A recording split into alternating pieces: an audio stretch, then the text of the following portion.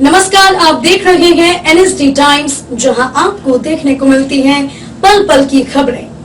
मैं अंजलि हाजिर हूं आपके सामने इस खबर के साथ। भोजपुर जिले के आरा प्रखंड के गेठाहुला पंचायत के पंचायत समिति सत्येंद्र कुमार बिन ने बताया कि सरकार हम लोगों को सही समय पर पैसा देगी तो हम विकास का काम कर पाएंगे। एनएसडी टाइम्स के संवाददाता बात से करते हुए पंचायत समिति सत्येंद्र कुमार बिन ने बताया, विकास कार्य कराने में हो रही हमें दिक्कत देखी। आरा से इंद्रजीत सिंह की यह खास खबर। सर, एनएसडी टाइम्स से इंद्रजीत सिंह, आइए हम जानते हैं गेठौला पंचायत के पंचायत समिति सत्येंद्र कुमार बिन है। हम इनसे जानना चाहते हैं कि अभी तक कार्यभार क्या किया और सरकार से क्या क्या मांगे है। सर्वप्रथम मेरे चैनल में आने के लिए नमस्कार सर। शुभ नाम क्या हुआ? मेरा नाम देखिए सत्येंद्र कुमार बिन हुआ। किस पंचायत से हैं सर? हम गेठौला पंचायत से हैं। प्रखंड आरा सदर। तो सर अभी तक कार्य क्या क्या काम किए? सर देखिए, हमारा कार्यकाल में जो काम हुआ है जी, अभी ये 2 साल हमारा पूरा हुआ। विश्वास प्रस्ताव भी लगा हुआ था जी। इसमें हम लोग थोड़ा सा नई सरकार की घोषणा कर रहे थे जी, जो पूर्ण सहमति से फिर पुनः स्थापित हुई जी। और हमारे पंचायत में छठ घाट का हमारा निर्माण हमने करवाया जी, बरौली गांव में जी, भुसौला गांव में पीसी से कार्य हुआ जी। उसमें जो भी भागीदारी थी जी, विभागों के द्वारा जी, हम लोगों ने सुनिश्चित किया है। जी, और अभी जो हमारे सरकार की जो सिस्टम चल रही है जी, उसके लिए हम अभी फिलहाल हम लोग तो दुखित हैं जी, कि इस तरह की कार्यवाही नहीं होनी चाहिए, जी, जिससे विकास भी बाधित हो रहा है जी, और आम जनता भी परेशान हो रही है। जी। हम लोग चाह रहे हैं कि उन्नति की सरकार बने और क्या आगे होता है और क्या मैनिफेस्टो होता है वो तो देखनी पड़ेगी। आगे क्या हो रहा है, सरकार की क्या रणनीति है। इसलिए हम लोग पंचायत के विकास के लिए वचनबद्ध हैं कि किसी तरह से जनता की हर एक समस्या का समाधान किया जाए। उसके लिए हम लोग पुनः अपना मेहनत और संघर्ष कर रहे हैं।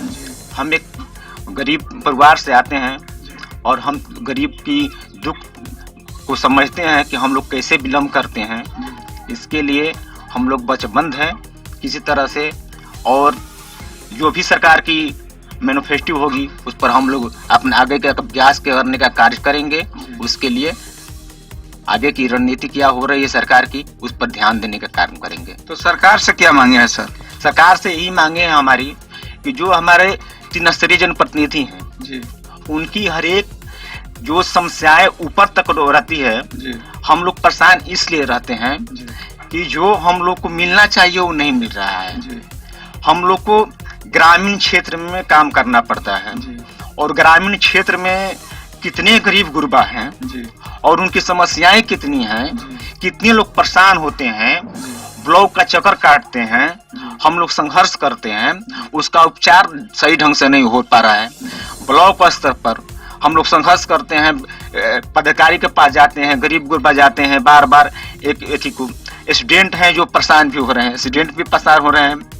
कितने स्टूडेंट परेशान हो रहे हैं फॉर्म भरने के लिए, उसका एथी करने के लिए जाकर लाइन में लगते हैं और सरकार सिर्फ उसको लाइन लेट पर नहीं ले रही है। बिहार तो डिजिटल दुनिया में जा रहा है सर। डिजिटल दुनिया, देखिए आपका डिजिटल दुनिया तभी बन सकता है जी, जब आपको ग्राम को डिजिटल दुनिया में ले जाइएगा। जी, अगर आपका देहाती क्षेत्र जी, जो ग्रामीण क्षेत्र है जी, वो डिजिटल नहीं होगा तो आपका देश कभी डिजिटल नहीं बनेगा। जी, किसान डिजिटल नहीं होगा तो आपका देश डिजिटल नहीं होगा। तो किसानों का तो 6,000 रुपया हर एक किसान को दे रहे हैं।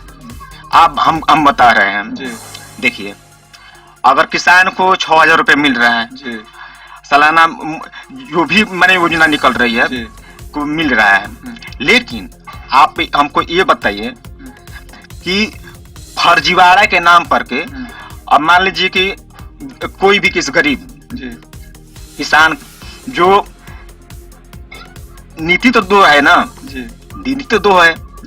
किसान जिसका माने कि अपना निजी जमीन है, जी, उन्होंने अपना किराया पर लगा दिया, माने मुलबियारी हम लोग को बोलते हैं उसको, जी, मुलबियारी पर लगा दिया, उसकी वो तो पूरा अपना लगान ले लिया जी, गरीब से, जी, अगर उसका फायदा फिर किसान को, उस खेत वाले को मिलता है, हैं?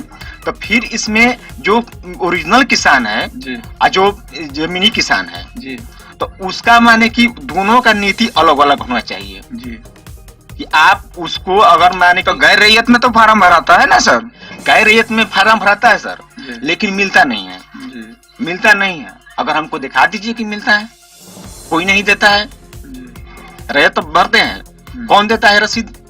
कोई गृहस्थ नहीं देता है रसीद, वो कैसे भरेगा? लेकिन किसान, जो गरीब किसान है, जो रियत पर लेता है मुर्गियारी पर, वो बेचारा वो अपना लालच भी नहीं करता है कि ये हमारा लाभ मिले, लेकिन उसका लाभ दुगना दूसरे लोग ही उठाते हैं। ये स्वाभाविक बात है। जी आप बतलाइए। हम एक बात और पूछना चाहते हैं, जी। सरकार की एक नीति में और बदलाव होना चाहिए जी कि जैसे कि हम मानना चाहते हैं APL BPL जो भी बना हुआ है, जी आप बतलाइए कि हम गरीब की श्रेणी में किसको रखते हैं? गरीब की श्रेणी में रखना किसको चाहिए? जिसका नहीं है। जी अगर जो किसान के दिहाड़ी भी लेता है, जी 6,000 की मजदूरी भी लेता है, जी। सरकार द्वारा लाभ भी उठाता है, उसको भी हम गरीब की श्रेणी में लेकर के उसका भी BPL बना दें, उसको भी राशन कार्ड प्रदान करवा दें और गरीब वंचित हो जाए, तो इसमें और जो सर्विस करता है, जिसके घर में खेती बधारी होती है, वो व्यक्ति अगर मान लिया जाए कि उसका माने कि इंदिरा आवास पास हो जाए, चाहे प्रधानमंत्री आवास योजना पास हो जाए, और गरीब का ना पास हो और वो गरीब वंचित रह जाए उस योजना से, वो अगला अपना पैरवी पर आगे निकल कर चला जाए, तो अब मतलब कहीं ना कहीं नीति में तो खोट है। ये तो बिल्कुल सही है सर। इस सच्चाई को तो कोई काट नहीं सकता है ना। जी जो सच्चाई है, जो सच्चाई है, जी हम लोग सब कोई, सभी लोग चाहते हैं कि गरीब का उत्थान हो। तो इसमें दोषी कौन है? मीडिया, पत्रकार लोग दोषी हैं या सरकार दोषी है? देखिए, हमारे मीडिया बंधु चाहते हैं जी कि हर एक व्यक्ति, हर एक बहुत पत्रकार लोग अपना मीडिया, अपना बात को रखते हैं, गरीबों को बात को रखते हैं, उठाते हैं, आवाज उठाते हैं। जी आपका चैनल जो है, हम इस चैनल का धन्यवाद देते हैं जी कि आपने ऐसे गरीब के घर में आकर के इंटरव्यू ले रहे हैं और हमारे दुख तकलीफ को, हमारे अंदर के दर्द को जानने की कोशिश कर रहे हैं जी कि हम आपके अंदर में तकलीफ क्या है। इसके लिए बहुत बहुत धन्यवाद हम करते हैं आपके चैनल को और आपको, आप सभी की टीम को। लेकिन क्या करें, ये हमारे दुर्भाग्य है, जी ये दुर्भाग्य है कि आज हम लोग को जो हम लोग चाहते हैं वो हो नहीं पाता है। देखिए, 3 स्तरीय जनप्रतिनिधि को जितना तकलीफ होता है, जी आप बतलाइए, एक विधायक जो बनता है जी उसका पेमेंट कितना होता है? ये तो बात सही बोल रहे हैं सर। पेंशन टेंशन भी हो जा रहा है। कितना होता है आप बताइए। आज जो जिनका बस पार्टी लेवल पर आता है, लोग चुनाव जीत कर चले जाते हैं, मीडिया में चले जाते हैं, कहीं चले जाते हैं, जी जी हैं, सदन में चले जाते हैं, और उसका माने हो जाता है बंगला मिल गया, ये मिल गया, गाड़ी मिल गया, सरकारी अथी मिल गया, सब कुछ हो गया। आज जो धरातल पर प्रतिनिधि काम करता है, जिसको तकलीफ होती है, उसको विभाग से लेकर यहाँ तक ले डांट सुनना पड़ता है। और जितना जनता आती है, किसी का मरनी पड़ जाए, जो मर जाता है, मुखिया के पास जाओ, समिति के पास जाओ, वार्ड के पास जाओ, पंच के पास जाओ, सरपंच के पास जाओ, उन लोग कितना तकलीफ सहना पड़ता है। सरकार को इस पर भी ध्यान देना चाहिए। जनप्रतिनिधि, 3 स्तरीय जनप्रतिनिधि को अंदर अनाज नहीं करना चाहिए। तो अभी तो 24 में इलेक्शन होने वाला है केंद्र वाला सर, तो इस पे क्या कहना चाह रहे हैं?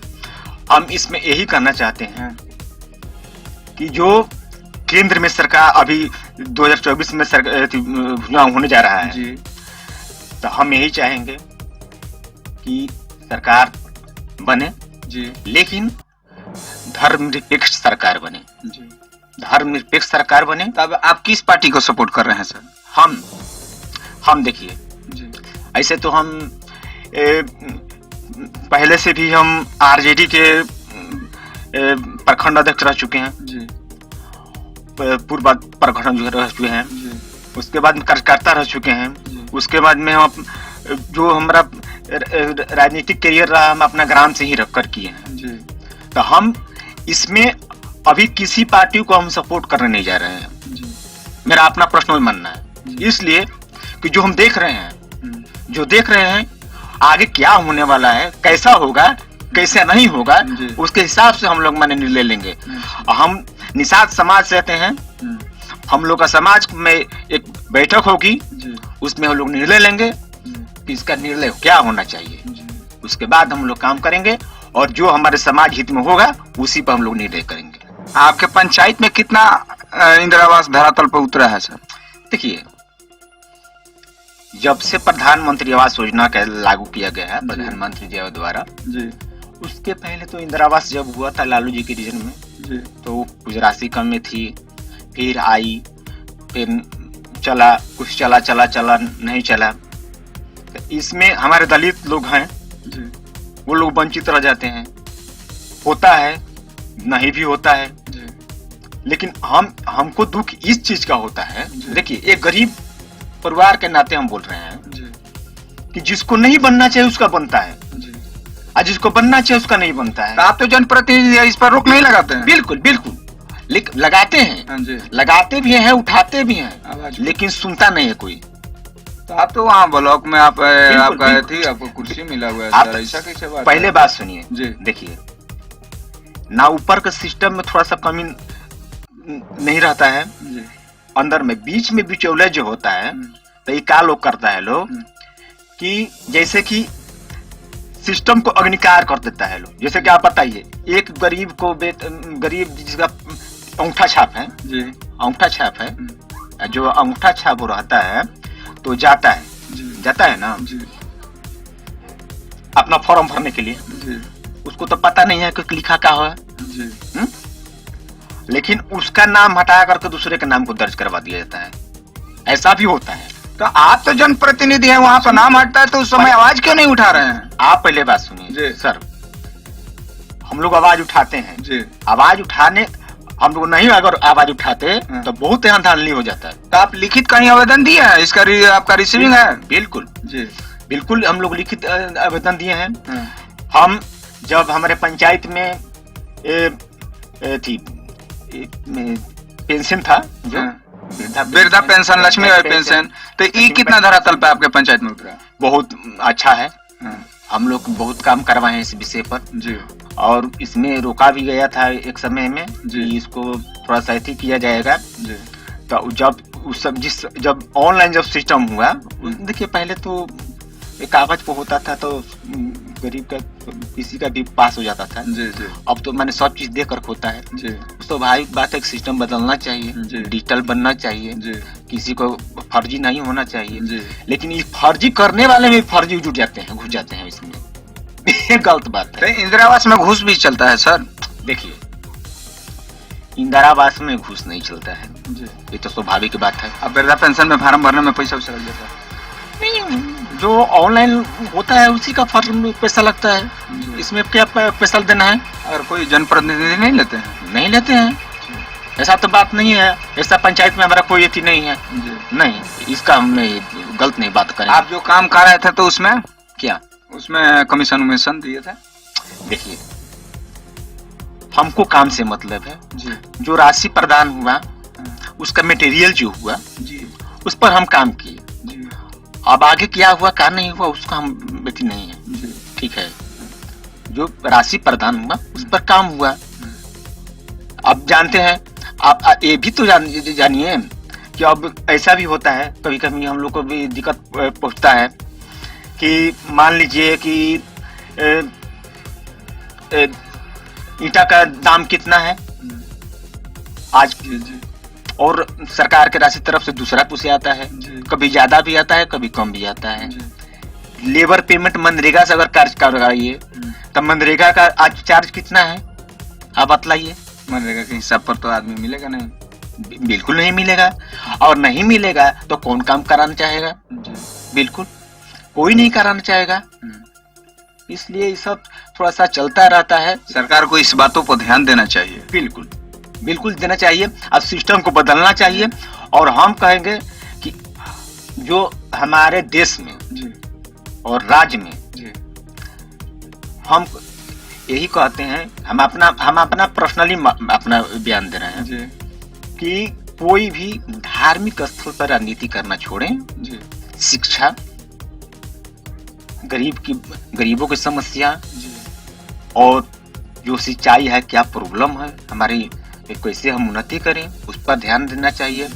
पढ़ाई को मैंने कि हमारे स्टूडेंट क्यों नहीं हमारे आगे बढ़ रहे हैं, पहले क्यों नहीं हम काहे मानी ताकते ताकते उसका एज बढ़ रहा है, आप अपने चक्कर में उसका भविष्य बर्बाद कर रहे हैं, उस पर ध्यान देना चाहिए सरकार को।